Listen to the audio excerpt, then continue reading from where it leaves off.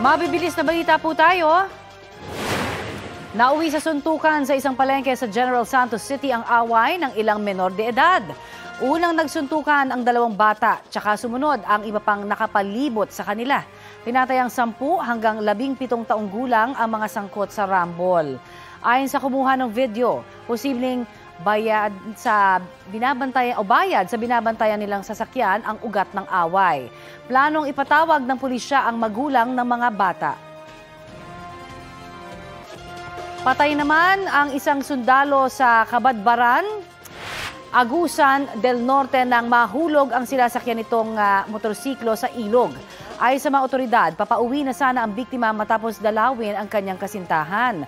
Habang binabagtas ang kalsada, posibleng hindi niya nakita na putol pala ang tulay na nadaanan kaya siya nahulog. Inaayos daw kasi yon. Isinugod pa ang biktima sa ospital pero idineklara na ring dead on arrival.